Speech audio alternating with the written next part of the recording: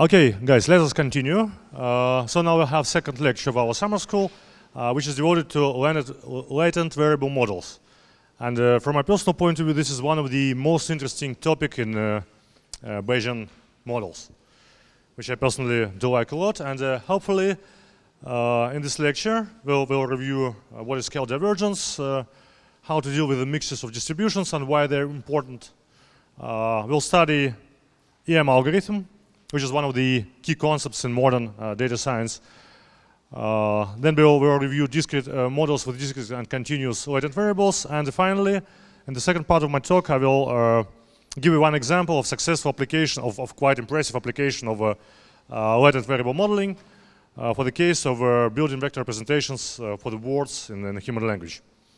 And again, I personally do like a lot this project, and I will try to convince you that such impressive effects could only be possible due to the fact that we managed to construct a model with the latent variables.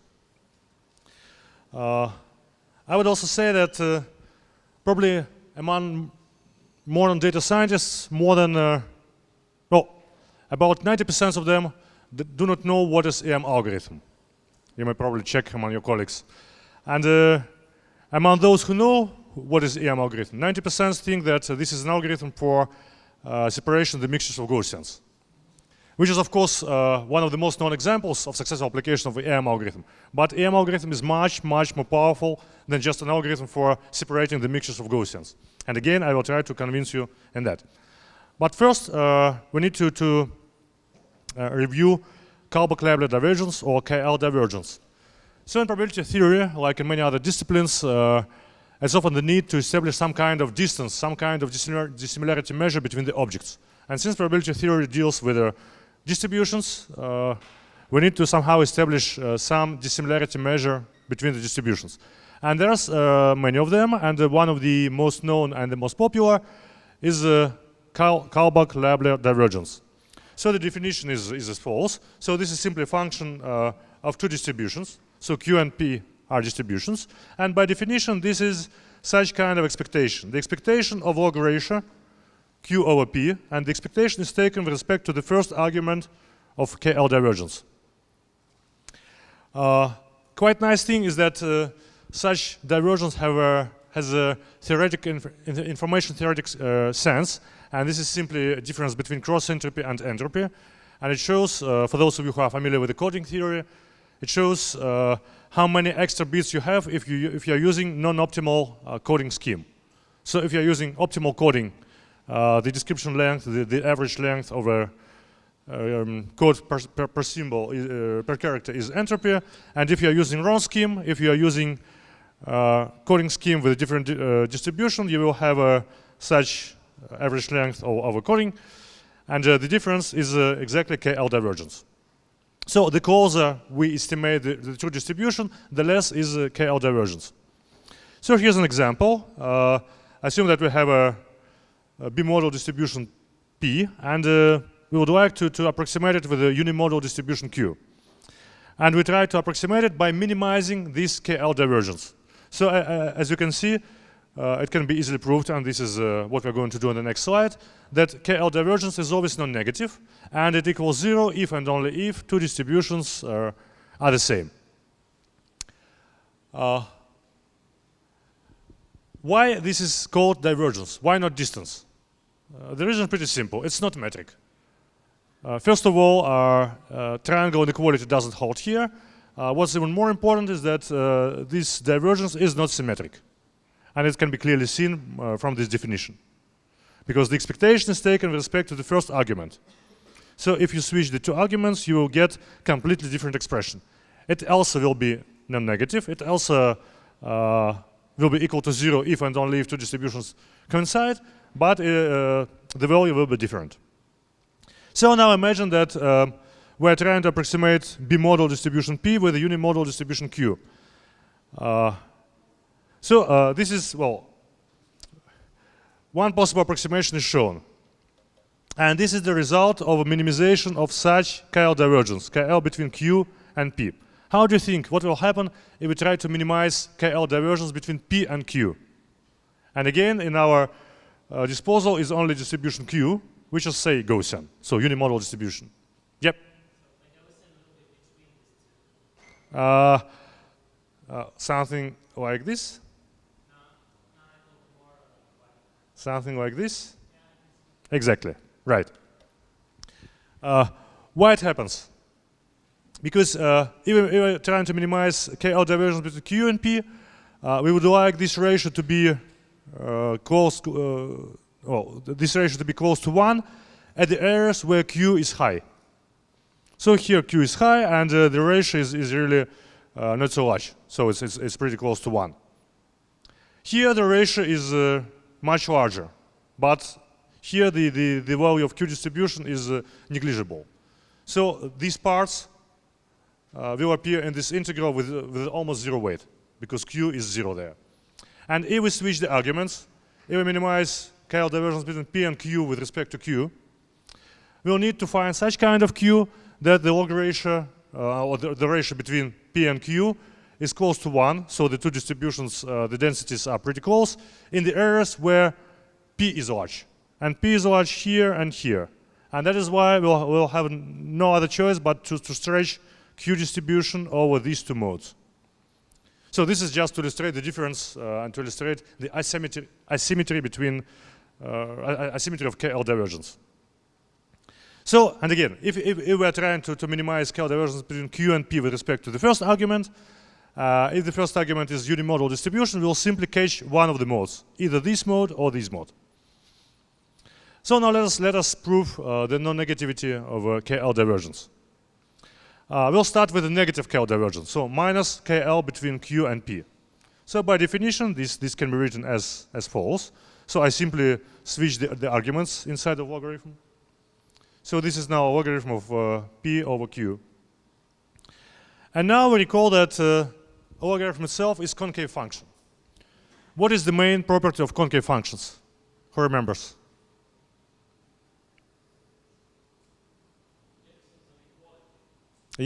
Yes, this was written here. And what is Jensen inequality? So convex combination of concave functions is less or equal than concave function of convex combination of the arguments. This is by definition concavity. And now look at the first expression.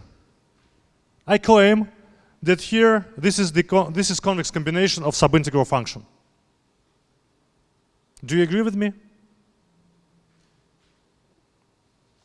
What is convex combination? This is weighted summation with the weights which are non-negative and which sum up to 1, right? But what is expectation? What is mathematical expectation of something? This is exactly the same. Summation or integration in the case of continuum of items with weights which are non-negative and which sum up to 1, because this is probability density function. So this means that this is convex combination of subintegral function, convex combination of logarithm of P over Q. But then I can apply Jensen inequality. So I may move the logarithm outside the integral, and now it will be concave function of convex combination of arguments. So this is it. Then I simply vanish the q's and obtain integral over probability density function, which equals to 1, and logarithm of 1 equals to 0. So this finishes the proof. So now we may be absolutely sure that KL divergence is non-negative and equals to 0 if and only if the arguments of KL divergence are the same. So actually, we could remove logarithm with any other concave function such that f of 1 equals to 0, and would obtain another divergence between the two distributions. And such divergences are known as F divergences. So as I told, KL divergence is just one particular case of many different dissimilarity measures. But for our purposes, that would be enough, just to know what is KL divergence, because we will try to minimize KL divergence in some restricted family of distributions. So now let us get familiar with the first and probably the most known and the most simple latent variable model. So first consider pretty standard model. assume we are given set of observations generated from a one-dimensional Gaussian with unknown parameters, and we would like to obtain the maximum likelihood estimates of those parameters. So we'd like to obtain ML estimates from mu and sigma squared. Is it a difficult problem or a pretty simple one? Maximum likelihood estimates for one-dimensional Gaussian distribution. It's extremely simple. So you may write down the likelihood function, then you switch to logarithm, and we'll try to maximize log likelihood of your data. And so you take derivatives, you equate them to 0, and you immediately get closed form solutions. So we know the exact equations for maximum likelihood of mu and for maximum likelihood estimate for sigma. So this is a very simple problem. Okay, now let us try to complicate it a bit. Yeah, so this is it. So the solution is given in a closed form. Now let us assume that we are given data which comes from different Gaussian distributions. All of them are one-dimensional Gaussians. All of them do have unknown parameters. And we would like to estimate them all using maximum likelihood estimation. So how do you think whether this problem is more difficult or equivalently simple to the previous one? What? No, it's not more difficult. If I wanted to estimate the parameters of red Gaussian, I simply take all these red stars. Only the objects which came from red Gaussian. When I want to estimate the parameters of blue Gaussian, I will take only blue stars. Only objects which came from blue Gaussian. And again, now I have 3 problems, but each of them are equivalent to the previous one. So again, the solution is given in a closed form.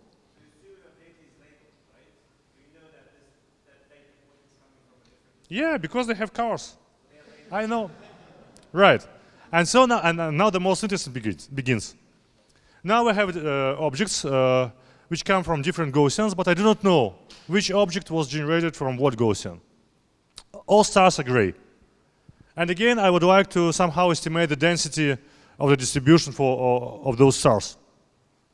Of course, I can do the following. Of course, I can use just one Gaussian.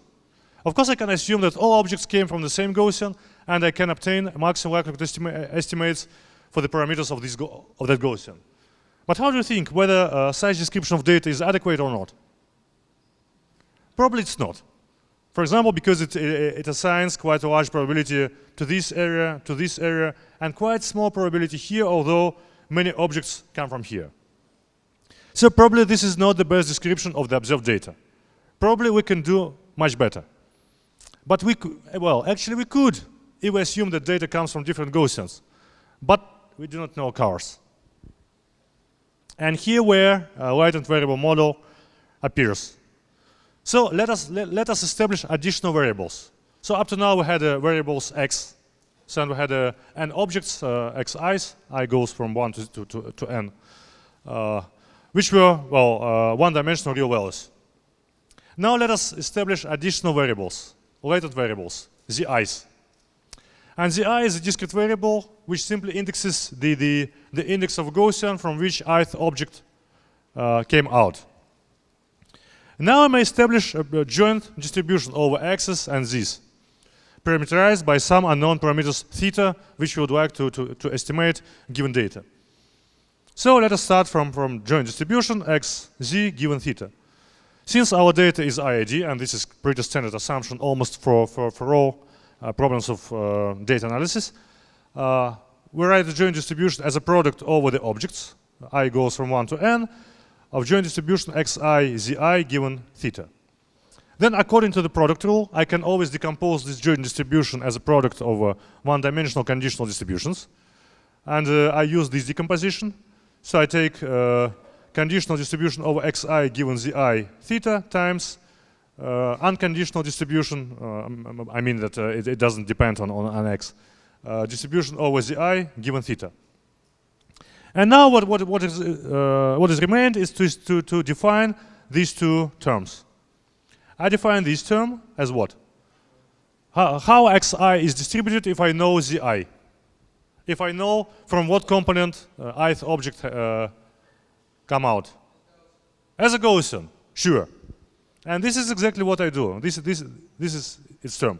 So this is Gaussian distribution of xi with the parameters, pay attention, mu zi, sigma squared zi. Zi is an index of a corresponding Gaussian. Zi is an index from what Gaussian ith object came. So this is why I index it here.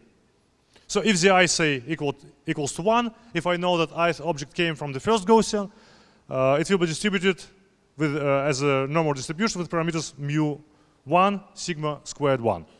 If the object came from, say, fifth Gaussian, it will be mu 5, sigma squared 5. And the exact index of the Gaussian is encoded in this discrete variable Zi. And I also need to establish prior distribution over Zi, and I will encode it as a vector probability pi. So pi j is simply probability that Zi equals to j. So this is it. So this is my probabilistic model.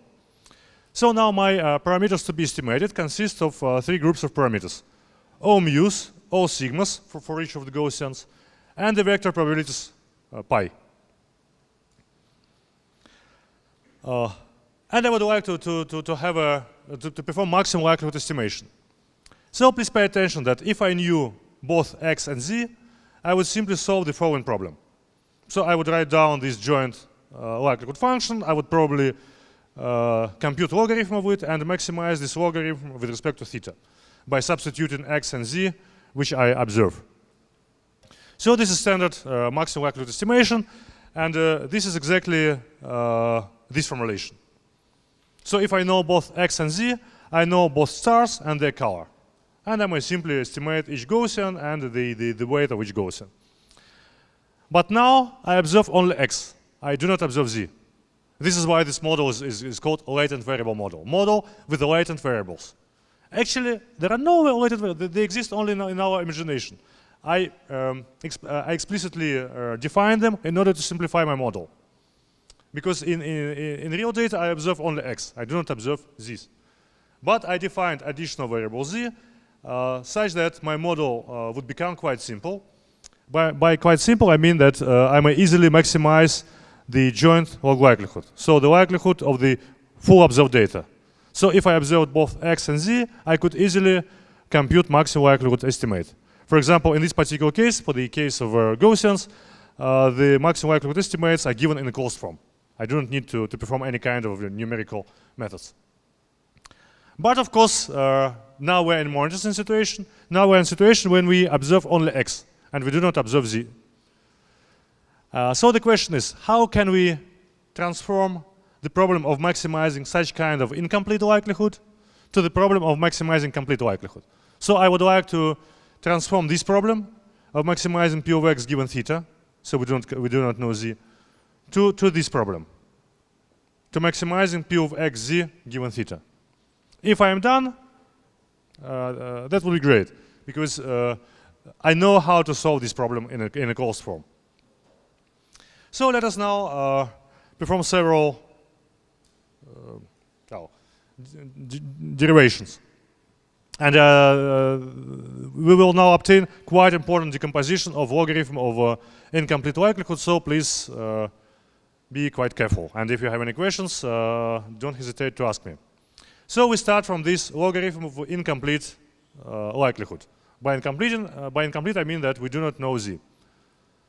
The first action, I multiply this logarithm of incomplete likelihood by 1. This is it. Q of z is some arbitrary distribution over z. So this is density function, so it's the integral of this density function with respect to z equals to 1, and this part doesn't depend on z. So I simply moved it inside integral. Now I make use of the definition of a conditional density and perform such kind of decomposition. So probably I should write it here.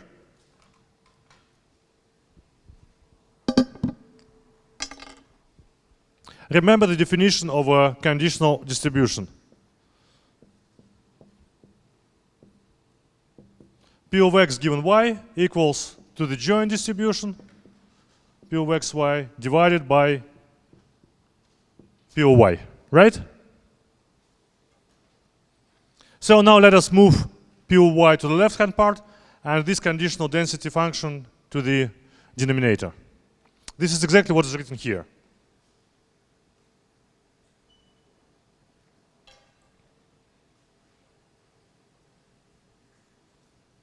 So I can always represent, well, now you just for a minute ignore this theta. I assume that it doesn't exist, it doesn't matter. So then P of x is unconditional distribution, and here is joint distribution divided by conditional distribution of z given x. So this is exactly the identity. So P of x equals P of xz over P of z given x. So and now pay attention that numerator and denominator, both of them are dependent on z. But their relation doesn't depend on z, because the relation is exactly P of x given theta. This is why this is identity. So what I'm going next, I multiply the expression inside of logarithm by 1. This is it. Q of z over Q of z. So this is of course 1, so and this is again identity. And now I split this logarithm into two parts, and the corresponding integral to the two parts. In the first part I group this item, the joint distribution over Q. And in the second part I group Q over P of z given x theta. So this is it. Again, I simply split the logarithm into two parts, the logarithm of product as a sum of logarithms. So now I have two terms. We have decomposed this logarithm of incomplete likelihood into two terms. What can you say about the second term? And can you say anything? Right. This is exactly KL divergence between Q of z and P of z given x theta. Since this is KL divergence, we know that it is always non-negative, right? And if it's always non-negative, then the first part is always less or equal than the left-hand part expression. So this is it. And now note one curious fact. Not only this is lower bound, but this is variational lower bound. So it's always less or equal than the left-hand part expression for any choice of Q of z. Whatever Q of z we still have this part as a lower bound of the logarithm of incomplete likelihood.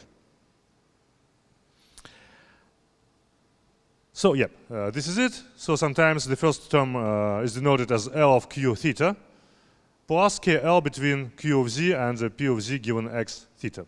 And it is always greater or equal than just the first part, because the second part is non-negative. So the idea of AM algorithm is in its general form is to optimize this variational lower bound with respect to both Q and theta in a block coordinate wise manner. So instead of directly optimizing this left-hand part expression, we start optimizing this variational lower bound with respect to Q given theta fixed, and then with respect to theta given Q fixed. And we iterate this process until convergence. So this is the block coordinate algorithm for such kind of optimization is known as EM algorithm. But before we proceed, let us briefly remind what is variational lower bound in general, because this is a very useful concept not only for Bayesian methods, not only for machine learning, but generally for applied mathematics or maybe even for pure mathematics. If we are given some function f of x, we say that function g of xx is a variational lower bound if the following holds true. First of all, function g depends on extended set of variables, not only on x, but on additional variables xi. These variables may live in the same domain or may not live. This is not necessary. But what's important? That for any choice of xi, the following holds true. So f of x is always larger or equal g of xi x. So if we fix xi, this function is a function of x, and it's always lower bound for our function f. And the second requirement is that for any choice of x naught, there always exists such xi that if we substitute this xi in g function, it will provide us tight bound at the point x naught. So for any x naught, there exists such kind of xi of x naught that f of f of x naught equals to g of this value of xi and x naught. If we manage to find such kind of variational lower bound, why it's called variational? Because it's lower bound for all values of xi, and the variable xi is sometimes known as a variational parameter. So we may vary it, and we always get lower bound. So if we manage to find such kind of function, and just the most known example of variational lower bounds is, for example, tangent plane for convex functions. Do you agree? That if we have convex function, and if we construct tangent plane, this is always lower bound, and as a variational parameter, we have the point where tangent plane touches the convex function. So if we manage to construct such kind of variational lower bound, then if we have the problem of maximizing f with respect to x, and assuming that this problem is pretty hard, instead of directly maximizing it, we may perform such kind of block coordinate updates. So we take our variational lower bound at some point xn minus 1, and we are finding the maximum of this g function with respect to x, and assign it to xn. Then we update our variational parameters xi. So by simply finding our max of our variational lower bound with respect to xi given x fixed to xn to the result from previous iteration. So by doing so, I may guarantee two things. First of all, I will this process is monotonic. With each iteration, I'm finding x's which are larger, which make f of x larger and larger. And the second, I always converge. In general case, I converge to the saddle point, but almost always I converge to local maximum of function f. And this is pretty nice. So there's no risk that my algorithm will not converge. It always converges after finite number of iterations. So, and for our case, this is exactly what we have after we have constructed variational lower bound for the logarithm of incomplete likelihood. So this is it, just to remind. So this is expectation with respect to some arbitrary distribution Q of z. The expectation of what? Of relation of joint distribution over P of x z given theta divided by Q of z. And now I need to maximize it with respect to both Q and theta. So what I'm doing? I iteratively repeat two steps, which are known as E step and M step. On E step, I simply update my distribution Q. And to do this, I'm trying to maximize it, to maximize variational lower bound with respect to Q over all possible set of distributions, over Z, given current values of theta, theta naught. And now remember that we have this decomposition. Left-hand part expression equals to the sum of variational lower bound plus KL divergence. But this term, this guy, doesn't depend on Q, doesn't depend on Z, right? This means that if we want to maximize the first term with respect to Q, this is equivalent to minimizing the second term with respect to Q, because their sum doesn't depend on Q. And this is pretty nice, because this allows us to solve this problem of maximizing in the space of all possible distributions in a closed form. Because I think you probably all know that in general case, the problem of functional optimization is an open problem. So nobody can solve a functional optimization problem in general case. But in this particular case, we know how to solve it. We know where minimum of this expression is achieved when we try to minimize with respect to all possible distributions over Z, right? Because this is a non-negative function and it equals to 0 if and only if Q equals to this posterior distribution. So this means that I can do each step in closed form. So my update is simply to set Q of Z equals to P of Z given X and current values theta 0. And after I've made this update, now I need to update my theta given Q fixed. And again, let us look at this expression. So if we split this logarithm into two parts, we notice that the second part is simply entropy of Q distribution. It doesn't depend on theta. So the maximization of this expression with respect to theta is equivalent to maximizing the expectation with respect to distribution Q of logarithm of joint distribution over X and Z. And this is exactly what we wanted to obtain. Because on M step, we simply maximize some convex combination over logarithm of joint distribution, or logarithm of complete likelihood. And this is by definition the problem that we know how to solve. And for example, for the case of a mixture of Gaussians, we know how to find maximum likelihood estimates in a closed form. So then we obtain here closed form updates for theta.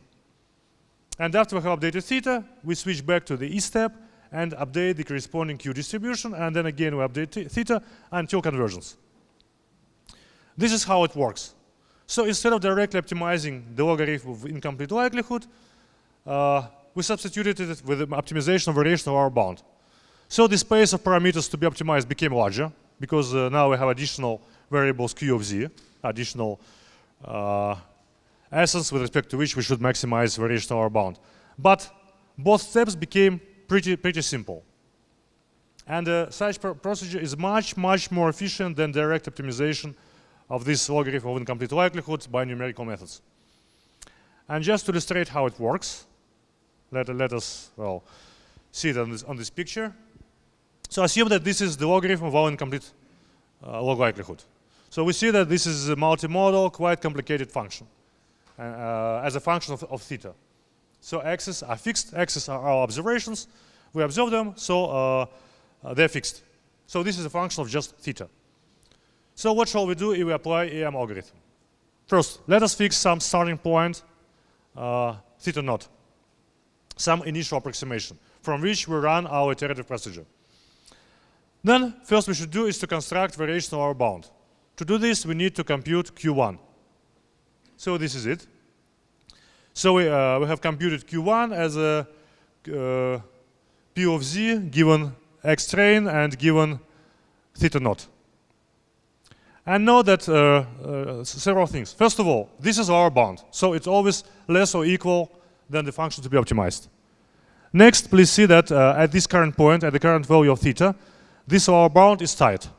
So it coincides with the function itself. And next, know that in many cases, not always, but in many cases, if we have enough latent variables, this our bound is a concave function.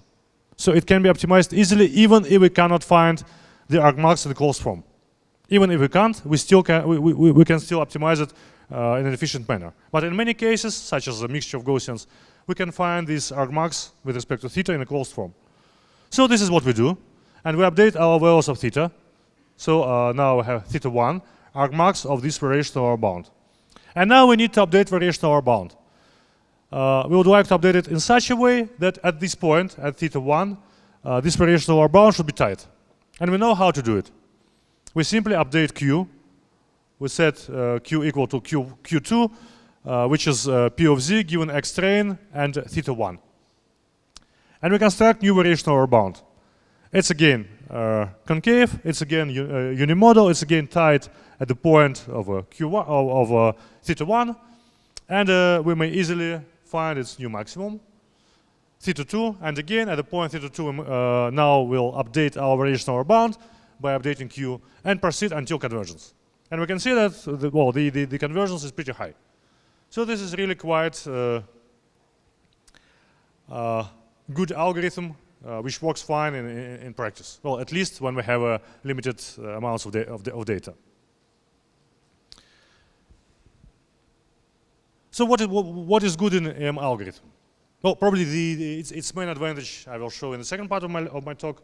But here I would like to draw your attention to the following. First of all, using AM algorithm, we're able to perform maximum likelihood estimation for latent variable models.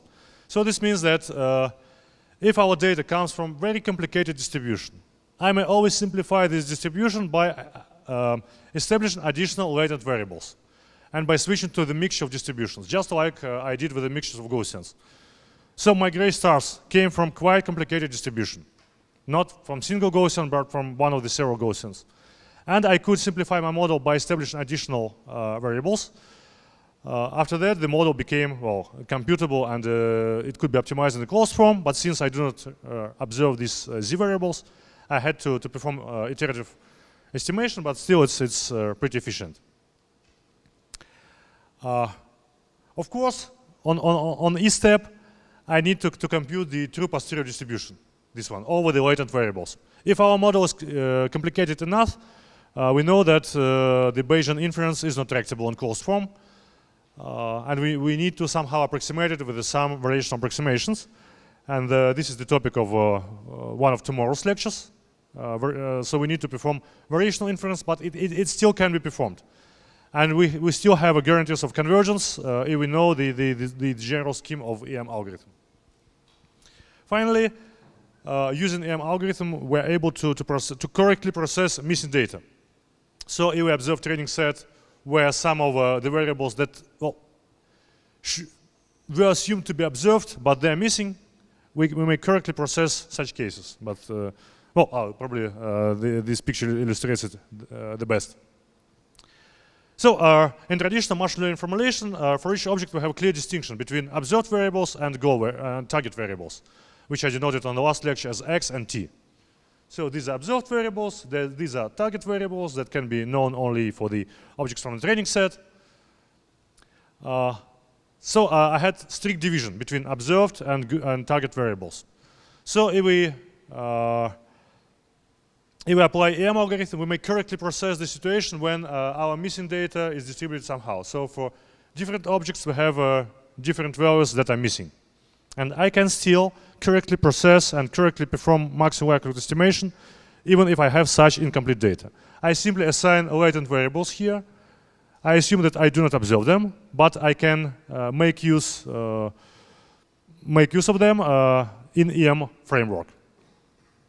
And I can still perform maximum likelihood estimation of my data, even if this data is not complete.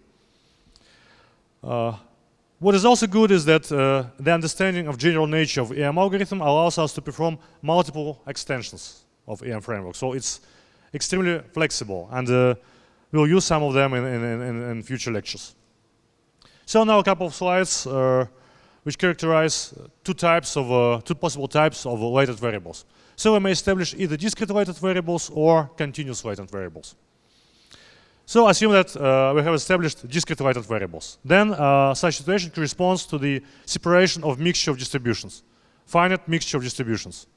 So then our distribution over x given theta looks like that.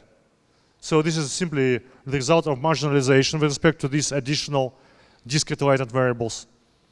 And again, well, it looks not too terrible. So just like it's shown on this picture, we have three distributions, and now we perform weighted summation, and we end up with this multimodal black distribution. This is the mixture of three distributions. So if Yep, sure. Here we assume that we know the number of components k. But again, there are some techniques which allow us to automatically determine the number of components, but I will talk a bit about it a bit later. So if k is not exponentially large, then each step can be done in closed form. Why so? Because, this is just Bayes' theorem. In numerator, there's a product of likelihood function times prior probability over this discrete variable. And in denominator, there's normalization constant.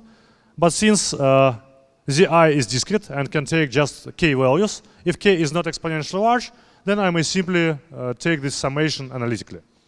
So this means that each step can be done in a closed form, just like we can do when we work with a mixture of Gaussians. And what is happening on M step? On M step is simply sum of finite terms. So this is the sum of n expectations. For each object, we should take expectation with respect to its latent variable, Zi. But since latent variable itself can take up to k values, so this is just double summation. So my expected log likelihood is simply summation with respect to all objects. So this is n items for each object. And for each object, I need to compute the expectation with respect to all possible values of the corresponding latent variable. So the latent variable Zi may take up to k values. So this is additional sum. So this function consists of the sum of n times k items. And again, if we assume that we can optimize the logarithm of a complete likelihood in a closed form, then this expectation doesn't complicate the problem. If we could optimize it without these queues, we can optimize it with queues as well. And this is exactly what is happening when we work with the mixtures of Gaussians. So this is the situation when our latent variable was associated with each object, and for each object it could take just k values. So second possible situation is when our latent variable, again associated with each object, but is now continuous. Then if we try to marginalize it and to compute P of xi given theta, this will be the result of this integration. So this can be considered as a mixture of continuum number of distributions, because there are now continuum number of these terms. When such continuous latent variables are useful? Well, they're used mainly for dimension reduction problems.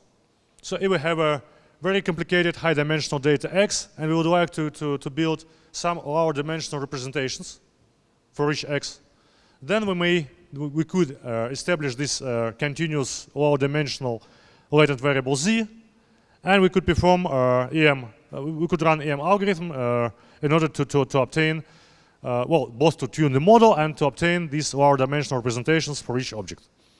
And one of the most successful applications of such techniques known is variational autoencoder. By the way, this model was invented in the group by Max Welling, and I will have a lecture about variational autoencoder tomorrow. But currently, what is important for us is that if we use latent variable models with continuous latent variables, then E steps becomes like this. So this is the result of Bayesian inference for continuous variables. This means that in denominator there's integration here, and we know that this integral can be computed in a closed form only for the conjugate distributions. So if we do not have conjugate distributions here, we simply cannot perform the exact Bayesian inference. Fortunately, there are some approximate techniques which we will study tomorrow, which allow us to proceed. But in general case, we cannot update Q as follows because we cannot compute this distribution, and we need to perform some kind of approximations. So to sum up, the conceptual idea of EM algorithm: we build probabilistic model of our data, then we add additional latent variables which we do not observe, and we add it until our probabilistic model becomes pretty simple.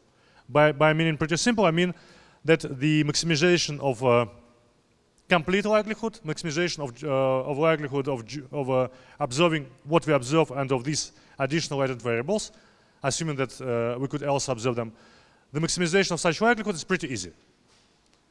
The more variables we have, the easier is our problem. So by adding more and more latent variables, we sooner or later will end up with a very simple distribution. After this, we run an EM algorithm, and we treat and in EM algorithm we have two steps. On each iteration we make two steps. On the first step, we update the distribution over everything we do not observe, over all latent variables, and after we've updated this distribution, we switch to M step. On M step, we're trying to solve just standard complete log likelihood optimization, but now we take expectation with respect to all latent variables.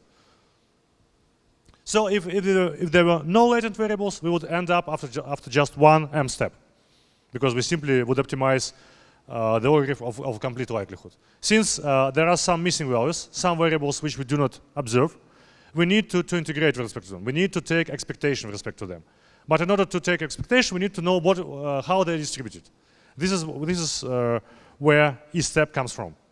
So, and this is why we need to repeat these steps again and again until convergence. But fortunately, the process is monotonic, so sooner or later we will converge. What are difficult cases?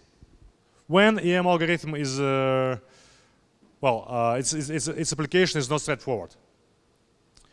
Here there are several cases. One of the cases is the situation when each object has a latent variable which is discrete but multidimensional. Then the number of its possible values grows exponentially. with number of dimensionality. Agree? For example, we have associated 20 binary latent variables with each object. Then at each step, we need, in normalization constant, we need to take summation with respect to more than 1 million of items, 2 to the power of 20. So this is computationally not easy. And of course, the variables can be not binary, and there can be much more of them than just 20, and then this is definitely not tractable. So this is one difficult case, and okay, this is one difficult case. Another difficult case is the situation when each object has both discrete and continuous latent variables. Again, then on each step, we need to update some joint discrete continuous distribution, and sometimes it's not trivial. Finally, the case when the latent variables are continuous, but the distributions are non-conjugate. In this case, again, we cannot perform a step in a closed form. And for all these problems, there's just one elegant solution known as variational Bayes. And this will be the topic of our fourth lecture, where Dmitry will tell you about how to perform variational Bayes and why this method became so popular in recent years. So actually, for now, I may tell that we can deal more or less with all these problems. So they're not so terrible as they could seem. And now let me give you an example, which I do like a lot, or probably because I was one of the co-authors of the corresponding paper. How I managed to generalize word-to-vec model by assigning different vectors to different word meanings. So please raise your hands, those of you who heard something about word-to-vec and about skipgram. Yeah, almost everybody. Good. This is a very nice example of a successful application of large-scale machine learning techniques to text processing problems. So actually, this method was suggested by Tomasz Mikolov about 5 years ago. At the time, he was just PhD student in Czech Republic. And he decided to develop large-scale algorithm for text processing, in particular for language modeling. So the task itself was pretty simple. We simply tried to predict the next word in the text. This is quite known problem in the natural language processing. The great thing Mikolov did, he developed a scalable model. Scalable enough to process the whole Wikipedia in just 20 minutes, the whole English Wikipedia in just 20 minutes. This is quite impressive. And this probably was the first model where a computer was able to process more information than the human can do during the whole of its life.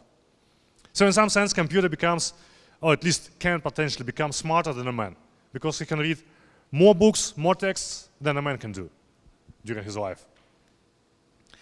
And the results were quite surprising, but so here let me briefly describe the model itself. So we have a corpus of texts, and for each word in this text, we would like to predict its neighbors. So to do this, the most straightforward way is the following. Let us build two kinds of vector representation, so-called inner representation and outer representation for each word. And let us establish such kind of probabilistic model. So the probability of y of one of the neighboring word given x, given the current word, is given by this softmax function, by softmax of exponent of inner product. So in numerator we have exponent of inner product of inner representation of the word on which we condition times outer representation of the word which we try to predict. And in denominator there's simply normalization constant, which ensures that if we perform summation with respect to all possible y's, we will obtain 1. And then we simply optimize the log likelihood of training data, for example, the log likelihood of English Wikipedia, with respect to theta, where theta consists of inner and outer representations for each word. Of course, the main problem here is the necessity of computing this normalization constant, because we need to sum over all possible words in the language. And well, the typical number is about 100,000 of words. So there's too much items here. So the question to you, why can't we simply disregard this denominator? Why can't we simply maximize the numerator and the product of numerators with respect to all possible words?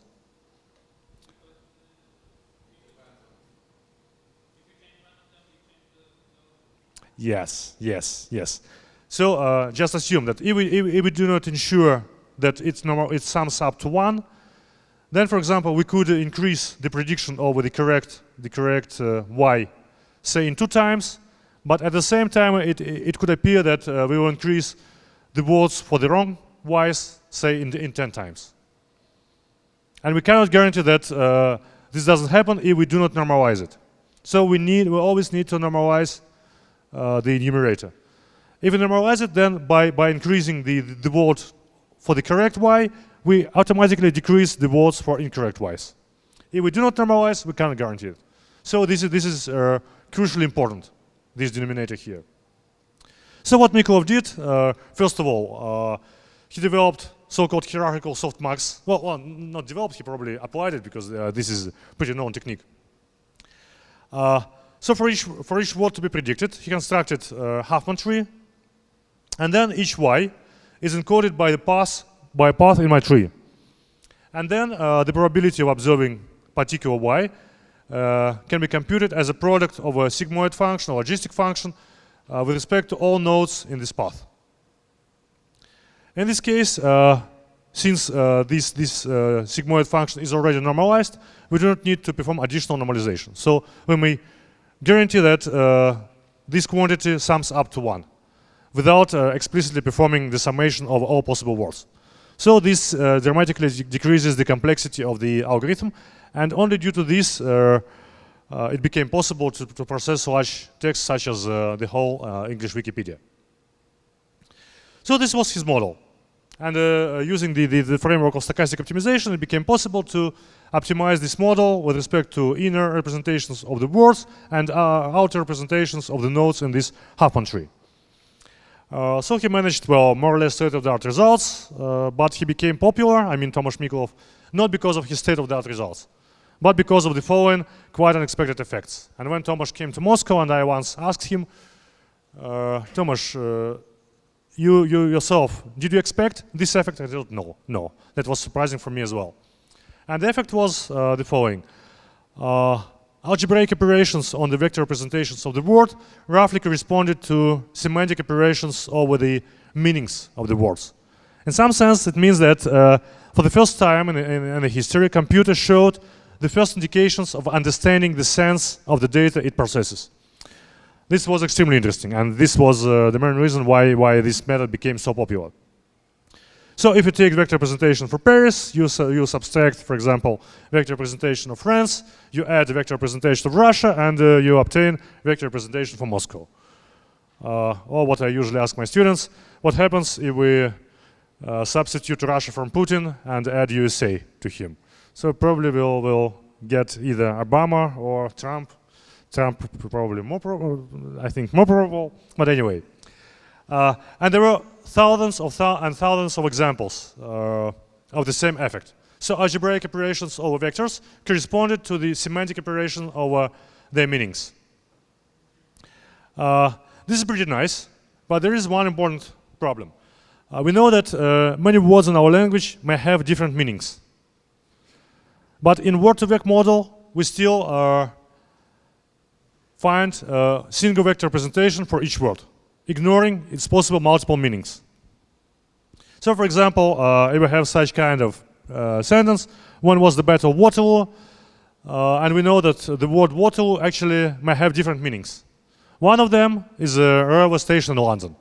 Another is a famous battle during Napoleonic Wars.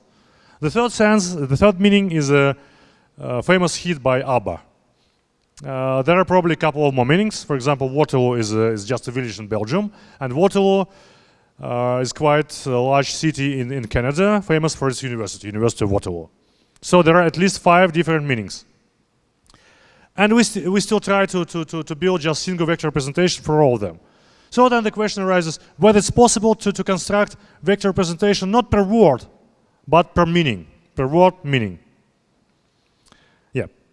And this is exactly what we managed to do by building this latent variable model. So we extended the basic skipgram model as follows. With each word, we associated additional discrete latent variable. And this discrete latent variable shows the number of meaning the word may have. So just for simplicity, for now, assume that each word may have, say, 3 different meanings. So with which word, we associate 3 different vectors. Each vector per meaning. So this means that we establish additional latent variable zi. For each word, it may have 3 values. And we have a vector representation for the pair xi, zi. This means zi's meaning of the word xi. For example, for the word Waterloo, Waterloo 1 will have 1 vector representation, Waterloo 2 will have a 2nd vector representation, Waterloo 3 will have a 3rd vector representation. And the particular meaning is encoded in this latent variable z. Why it's latent? Because we do not observe the particular word meaning of a particular word occurrence in our training sample. We observe only text. And text, it's written Waterloo. It's not indicated whether, it's not displayed whether this was Waterloo 1, Waterloo 2, or Waterloo 3. This is why this is a latent variable. We do not observe it, but we may assume that it exists. And we may assume that for different values of this latent variable, we should have different vector representation. So then our likelihood function is given as follows. So again, this is almost the same as in initial word-to-vec model. The only difference is that vector representation is now associated not just with the word, but with the pair word and meaning. We also need to establish some kind of prior distribution over the possible meanings. And now for simplicity, let us assume that it's uniform distribution. So it's 1 over k of xi, where k of xi is the total number of meanings word xi may have. And again, for simplicity, let us now assume that each word may have, say, three meanings. So then this probability is simply 1/3 for each value of zi. So now we have complete discriminative model. This is joint distribution over yi, zi, given xi and theta. It can be decomposed as follows. So this is just uniform distribution, and this is just the likelihood from the previous slide. So again, we know how to compute it. If we knew zi, we know how to compute this term. And we would like to perform maximum likelihood estimation. We would like to optimize this model with respect to theta, and theta consists of a vector representation for each node in Huffman tree plus vector representation for each pair word and its meaning. Since we now have latent variables in our model, we have no other choice but to use EM algorithm. So let us try to construct it. On each step, for each word in our training set, we need to estimate the distribution over these latent variables. Since all words are IID, we may simply estimate the distribution over each particular word. And for each particular word, the probability that it has kth meaning is computed according to Bayes' theorem as follows. So this is the likelihood function, the probability of observing yi, given the fact that xi had meaning k, and given the current values of our parameters, times prior distribution divided by normalization constant, by summation with respect to all possible meanings the word xi may have. What we would like to expect? What we expect to see? If we have, for example, such sentence where Waterloo is surrounded by the following context, then on some iteration of each step, we would expect to see something like this. So this is the distribution over 3 possible meanings: station, battle, or so on. And probably would like to see that the most probability is assigned with the meaning station, because in this particular context, station is definitely much more probable than battle and so on. Well, these are just our expectations. So what's happening on the M step? After we have computed all these distributions for all words, or all probabilities of all senses, then on M step we should simply optimize the joint log likelihood. Well, to be more exact, the expectation with respect to the latent variables of joint log likelihood of probability of y z given x theta. And we should update our parameters, our vector representations for word meaning and vector representation for the Huffman tree. And then we need to repeat the procedure again to update all our distributions or latent variables, and then to compute mathematical expectation with respect to it of the logarithm of complete likelihood, to update our parameters theta, and so on until convergence. So this is a basic scheme of AM algorithm. The question to you, how do you think whether such formulation, such algorithm is computationally efficient or not?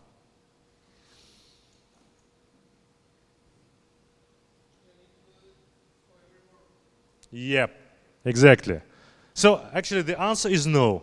It's not computationally efficient. Why? It would be computationally efficient if we had a small number of texts, small text corpus. But if we have large text, and remember that this model is applicable when we have text comparable with the size of English Wikipedia.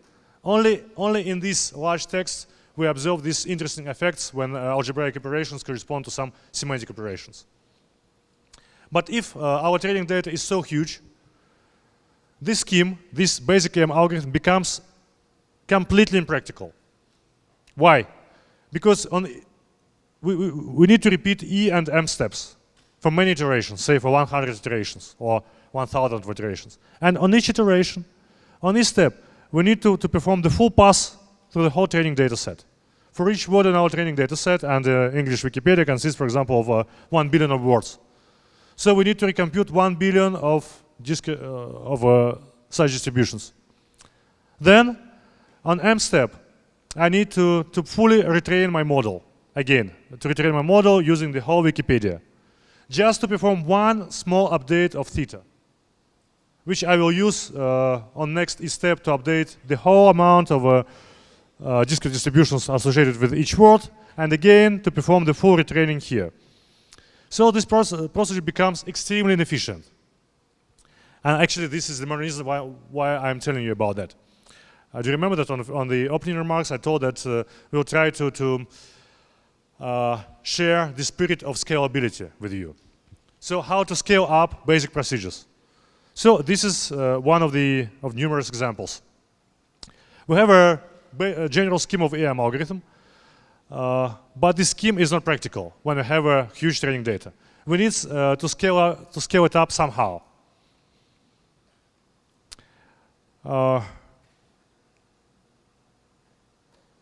Yeah, and actually the way out is pretty simple. Let's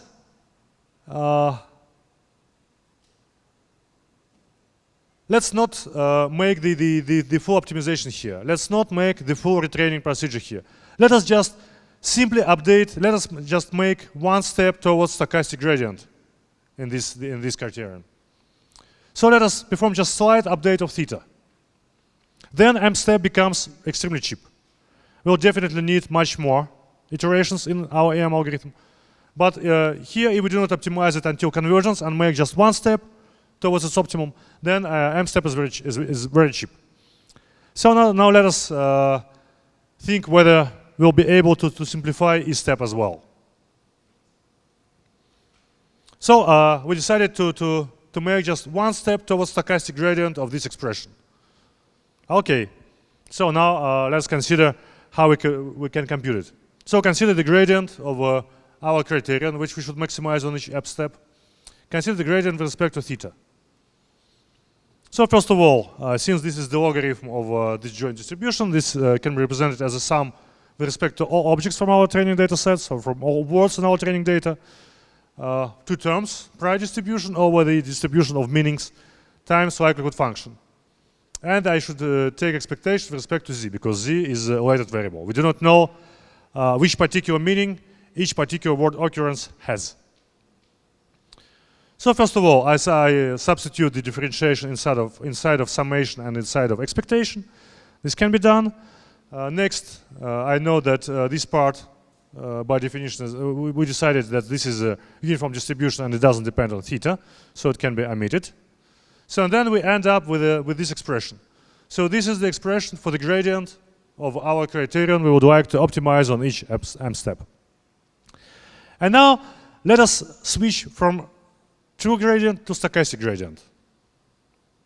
So this is its unbiased estimate. I simply take what?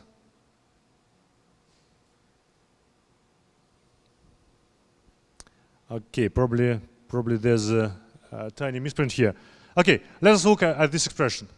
What's written here? This is the summation over 1 billion of terms, right? And we know how to compute stochastic gradients for such kind of functions. We may simply take one item here by random and multiply it by n. And then we'll obtain the unbiased estimate for the true gradient, right? Just like we do in deep learning. So this is exactly what I did here. So this is unbiased estimate for the true gradient. Probably I should have multiplied it by n here and here. Note that there was summation with respect to all objects in my training data, and here there's no such summation. Only the expectation. And the expectation is simply, well, 3 terms if each word has 3 meanings. What's important here, we know this expression from each step, right? Because on each step we explicitly updated the distribution over latent variables. And now, watch the hands. To perform just one update with a stochastic gradient, all I need to know is just one distribution. Not the distribution with respect to all zi's, but the distribution of just single zi. And this is the only thing I need to compute on each step. So if my m step is now just one update with stochastic gradient, then my e step becomes just one update of one zi. So I do not need to perform the full pass through the whole of my data anymore. So this means that I managed to speed up in 1 billion of times my e step. And so finally, the sketch of final algorithm is as follows. I built Huffman tree. I fixed initial approximation for the parameters for my theta. So I fix vector representations for each word, for each meaning, and for each node in my Huffman tree. And then I simply need to do one or maybe several passes through my training data. And on each pass on my training data, I do 2 steps. So this is the loop with respect to I.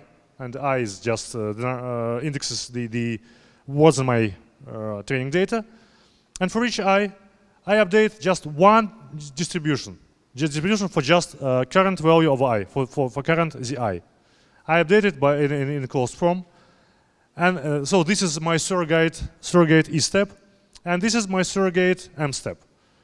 On M step, I simply update my theta, my parameters to be tuned, by making one step towards stochastic gradient. And in this stochastic gradient, I need to know the distribution over latent variables for the ith word. And this is exactly what I computed on my surrogate E step. So the total number of iterations in such surrogate EM algorithm will become probably 100 or maybe 1,000 times more. But each iteration became 1 billion of times faster than in naive implementation of EM algorithm. And this is why we managed to speed up the initial scheme. So, and this is quite important, so please think a bit about that, say in the evening. Because this is one of the general tricks, how we may scale up, how we may accelerate the general procedures. Just by switching to stochastic optimization and by simplifying the auxiliary steps.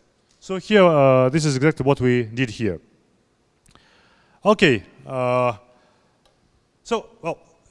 our model there were some more tricks. I will not go into details about them because they go beyond the scope of our summer school, but just if you got interested, it appears that some Bayesian techniques exist which allow us to automatically define the number of various meanings for each word. And for example, we have word automobile, the model will understand that such word has just single meaning. And if we have multiple words which may have multiple meanings, it will automatically define the number of various meanings. And it really works. In order to do this, we need to establish such thing as a Chinese restaurant process, and this is an example of a non-parametric Bayesian estimation, but this is all quite complicated techniques, so I will not go into details here, and this is not so important for our summer school, but again, if you're interested, you may see the corresponding papers by ours. And now the most interesting, whether it works or not. And I will give you several examples, since I probably have some time. So, the word platform. For the word platform, 3 different vector representations have been found. So 3 different meanings. And for each vector representation now, there's a list of neighboring of vector representations of neighboring words. And we may see that the first meaning for the word platform, well, its neighbors are definitely related to automobile industry. So this is automobile platform. The second meaning for the word platform is definitely related with the public transportation.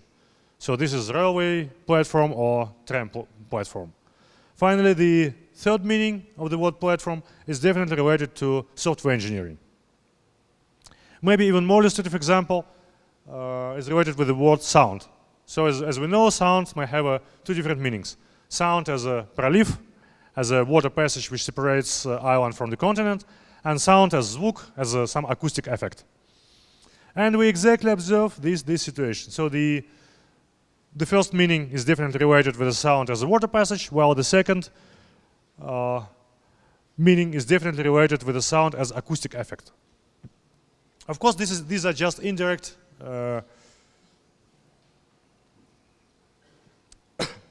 sorry. These are just indirect indications. Computer still doesn't understand whether this is acoustic effect or this is water passage, but we may see that it really distinguishes between these 2 senses because, and we see that each word meaning is really interpretable. Okay, now the question is whether it's possible to use such multiple vector representations for word disambiguation. So, for example, for the word Vetrov, which was mentioned before, and this is not cherry picking, by the way. This was just occasional example taken by random. So, for the word Vetrov, 5 meanings were found. So now let's try to perform word sense disambiguation.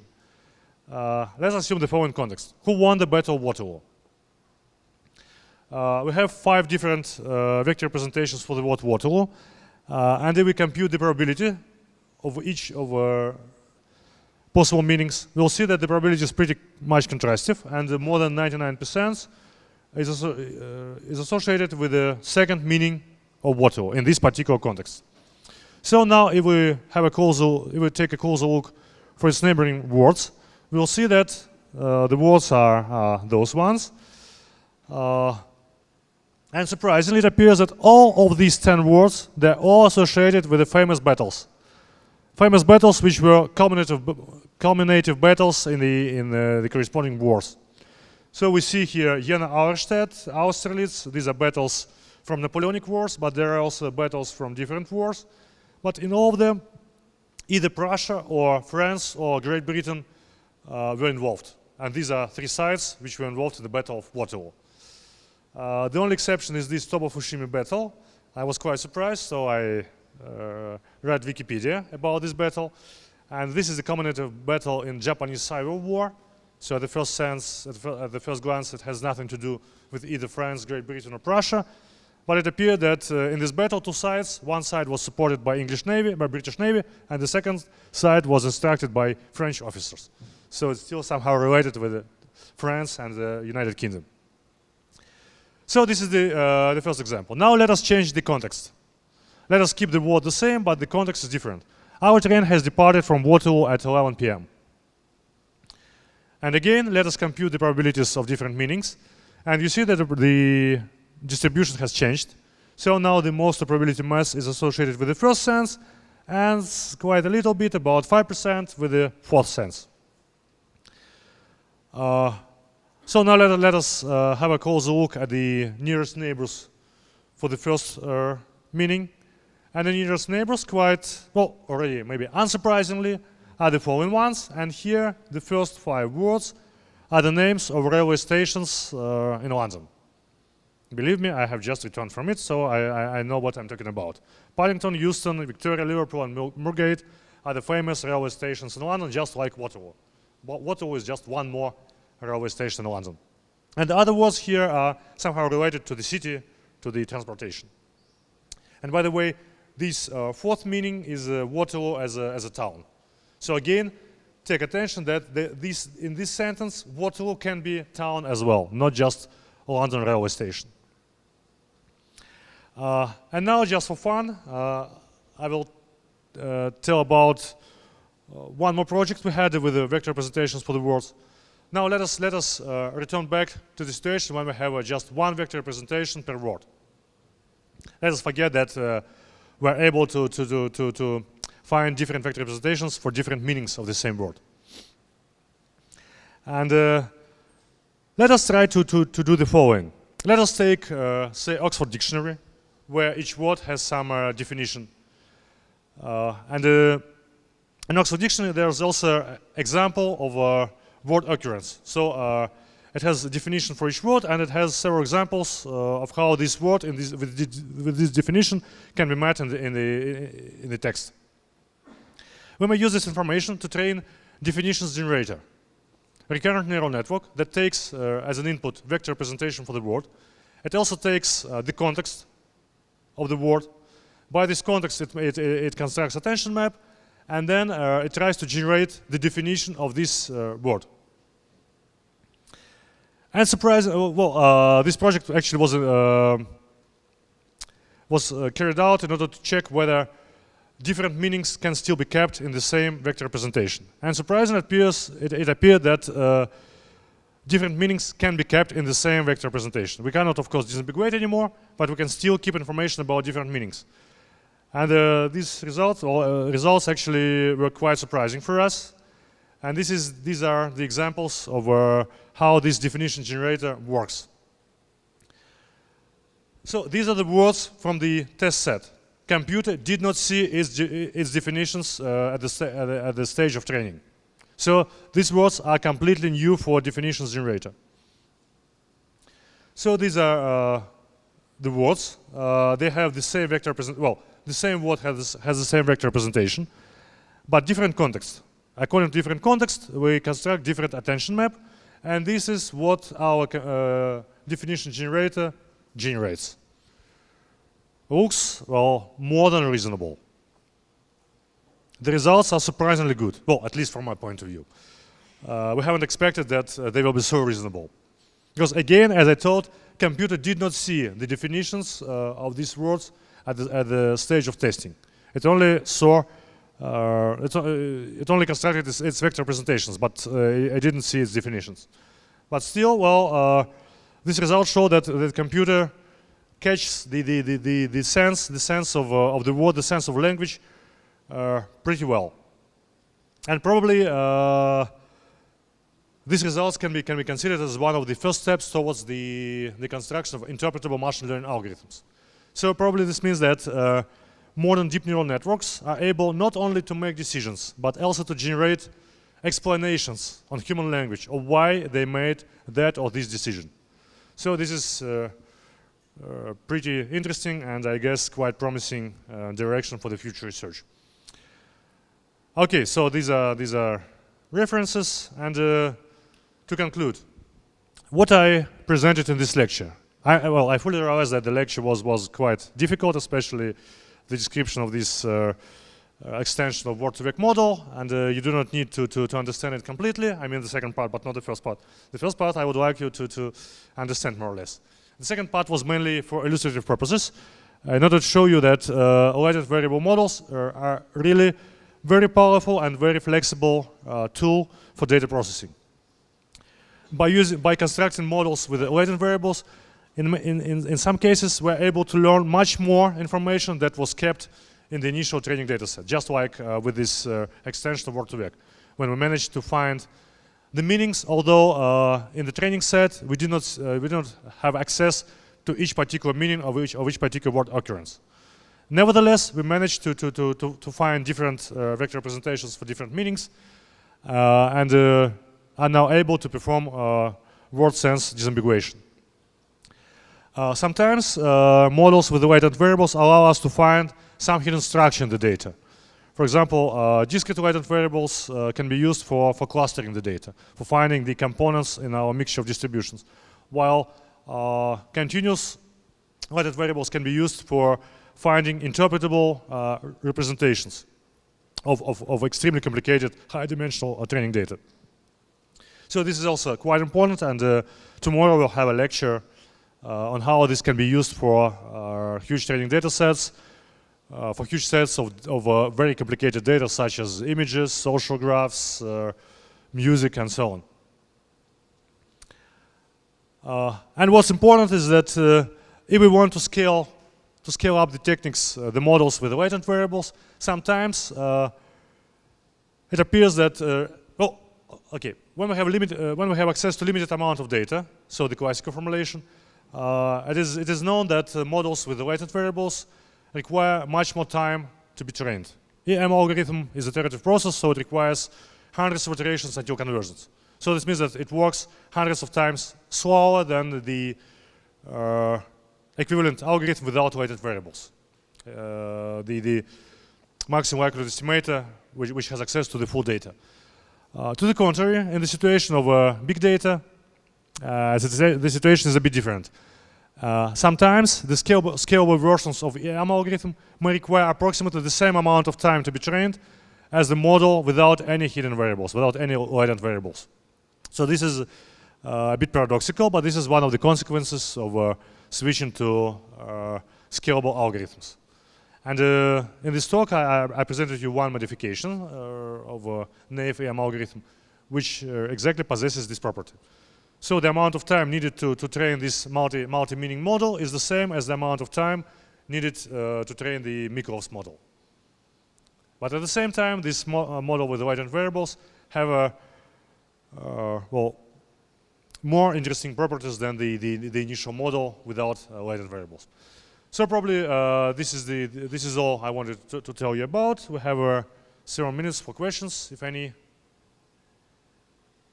Yes, please.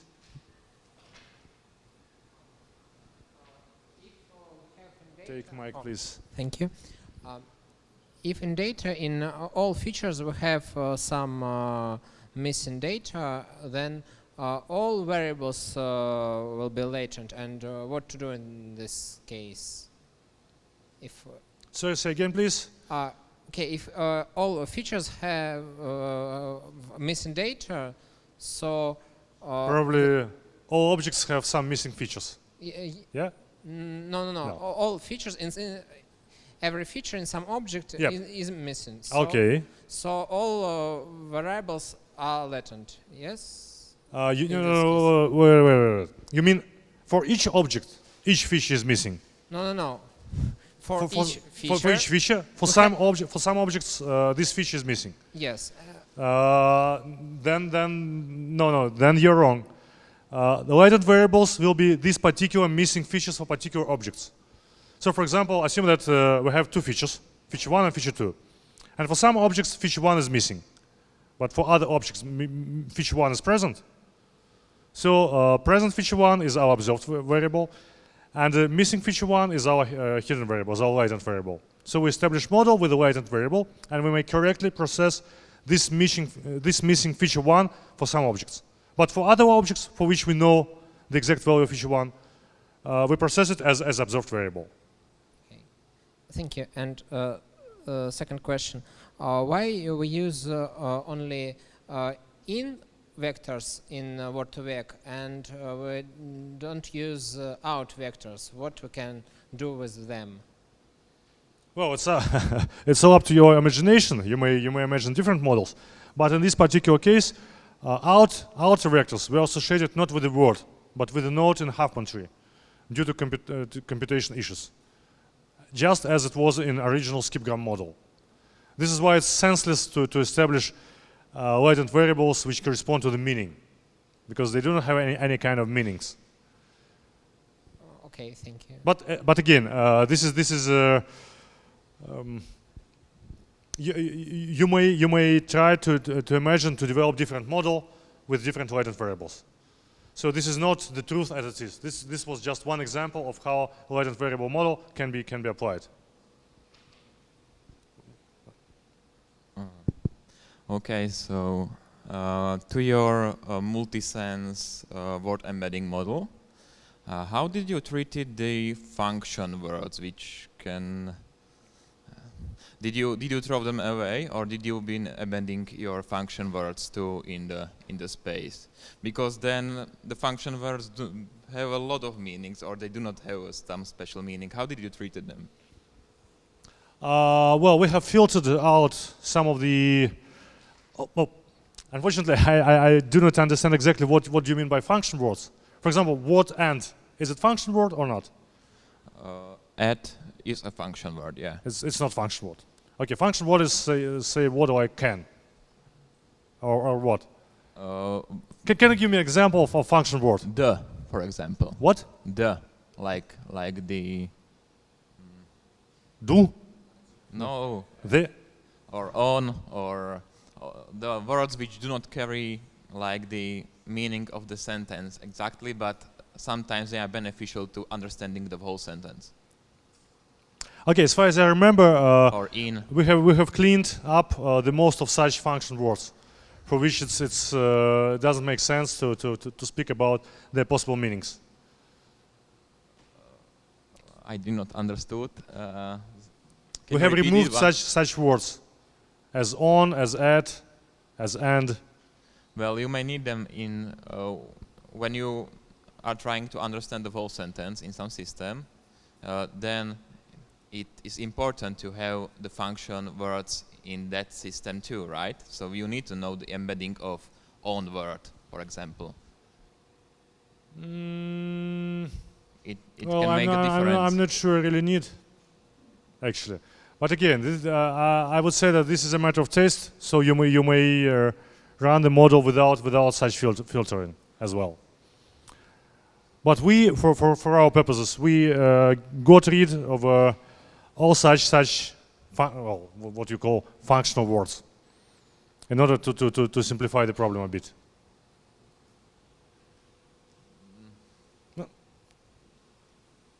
I will speak to you later. Okay. By the way, the first author of this model will make a talk in a couple of days later, so you may talk to him as well. How do we know that the minimum variational lower bound is the minimum of the incomplete likelihood? But not the minimum, the maximum, because we want to maximize both. Actually, we do not. Well, no. In this lecture, when I was talking about strict EM algorithm, we do, because on each step we nullify the gap between variational lower bound and the true log of incomplete likelihood.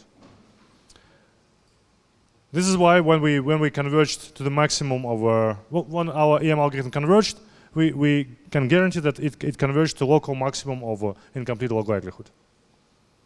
Okay. There's no gap.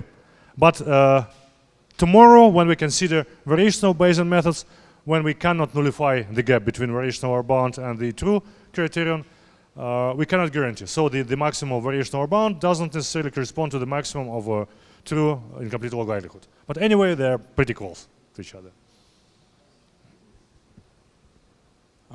I have two questions. The first one is how do we select the number of components? Probably it would be covered further on, but just a question, is out of sample log likelihood estimate okay or not? This is the first question.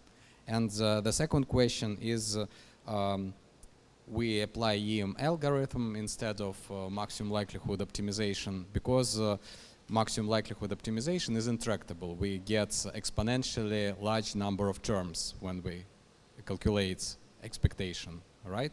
Likelihood. Not necessarily. Sometimes we have exponentially large number of items. Sometimes we have just intractable integrals.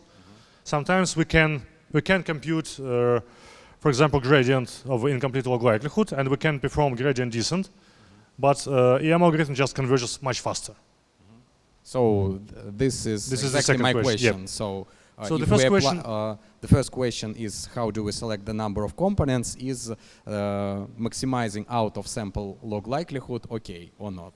And the second question is how do you qualitatively compare EM algorithm and stochastic gradient descent in qualitatively? What is better, worse? okay, considering the selection number of components, the answer is yes. So you may use out or some variations on cross-validation for selecting the best number of components. There are also techniques known as non-parametric Bayes, which I mentioned in my lecture, which also provide us some opportunity. Well, they provide us quite good opportunity to automatically select the number of components. So these are two different techniques. Sometimes one is better, sometimes another is better. But non-parametric Bayes is quite complicated and is not intuitively clear technique. So you need some time to get into it. Considering the comparison between EM algorithm and the stochastic gradient descent, again, stochastic. We'll have a lecture on stochastic optimization tomorrow. The first lecture tomorrow morning. Stochastic optimization, by definition, is very inaccurate technique. So you cannot hope that you will find the exact value of arg maximum. While in EM algorithm, in general EM algorithm, if you're able to perform E step and M step in closed form, you are guaranteed to find the exact value of maximum. But if you can't do that, and you need to perform some large-scale variations of EM, just like we did with this skipgram extension, then we may say that probably the results are pretty much the same. So in both cases, we'll find some point close to the local maximum, but not too close, because we're doing stochastic optimization.